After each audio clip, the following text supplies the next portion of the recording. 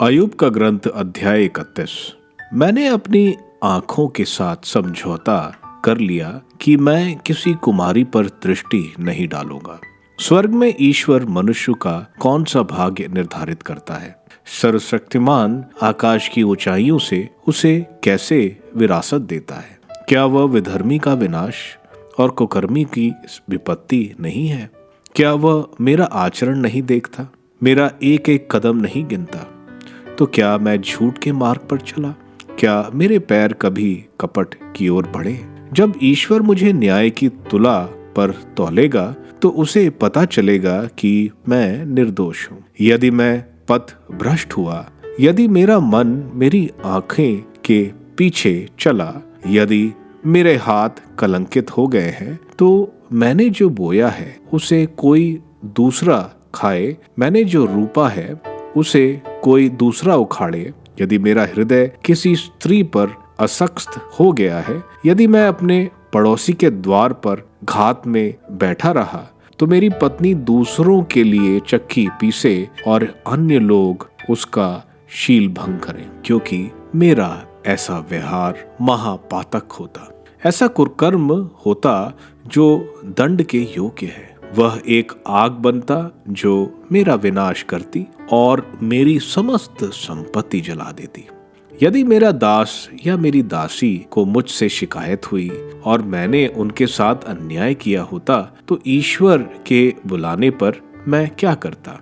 जब वह पूछताछ करता, मैं क्या उत्तर देता? क्या उसने मुझे उनकी तरह गर्भ में नहीं गढ़ा? एक ही ईश्वर ने गर्भ में हम दोनों की रचना की। क्या मैंने कभी दरिद्रों की याचना ठुकराई अथवा विधवा के आंसुओं को बुलाया?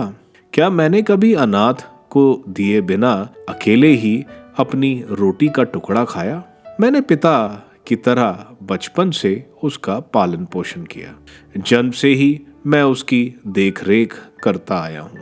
क्या मैंने कभी देखा कि किसी अभागे के पास कपड़े नहीं अथवा किसी दरिद्र के पास चादर नहीं, और उन्हें अपनी भेड़ों का ऊन नहीं पहनाया? क्या उन्होंने मुझे धन्य नहीं कहा? यदि मैंने यह जानकर कि न्यायाधीश मेरे पक्ष में है, किसी अनाथ पर हाथ उठाया हो, तो मेरी बाह कंधे से उखड़ जाए, मेरी भुजा बीच से टूट जाए, क्योंकि मैं ईश्वर से डरता था। मैं उसके प्रताप के सामने नहीं टिक सकता था। क्या मैंने सोने पर अपना भरोसा रखा अथवा शुद्ध स्वर्ण पर अपना विश्वास? क्या मुझे इसका आनंद हुआ कि मेरी संपत्ति विशाल, अथवा इसलिए कि मैंने अपने हाथों से बहुत कमाया है? क्या मेरा मन प्रतापमय सूर्य को अथवा परिक्रमा करते हुए भव्य चंद्रमा को देखकर उन पर कभी मोहित हुआ और उसने छिपकर उनकी आराधना की? यदि मैंने ऐसे किया होता तो यह दंडनीय अपराध होता। तब मैंने स्वर्ग के ईश्वर के साथ विश्वासघात किया होता। क्या मैंने अपने शत्रु के दुर्भाग्य पर प्रसन्न हुआ? क्या मैं उसकी विपत्ति के कारण आनंदित हुआ? मैं उसे मर जाने का अभिशाप देकर पाप का भागी नहीं बना। क्या मेरे तंबू में रहने वालों ने यह नहीं कहा, यहाँ कौन ऐसा है जो खाकर तृप्त नहीं हुआ? कोई परदेसी कभी बाहर नहीं सोया, क्योंकि यात्रियों के लिए मेरे द्वार खुला था। क्या मैंने मनुष्यों की तरह अपने पाप पर पर्दा डाला, अपने हृदय में अपना अपराध छिपाए रखा है? क्योंकि मैं समाज की बदनामी से और कुटुंबियों के तिरस्कार से इतना डरता था कि मैं चुप रहता और अपने द्वार से बाहर नहीं निकलता था। ओह, यदि कोई मेरी बात सुनता, यह मेरा अंतिम निवेदन है। सर्वशक्तिमान मुझे उत्तर दे।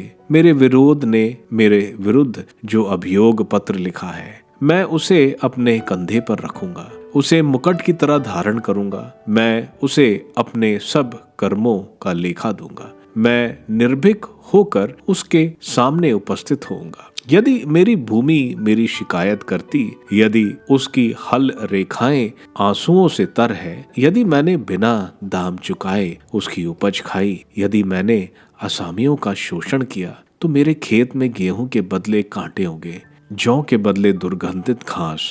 यहाँ अय्यूब के वचन समाप्त होते हैं।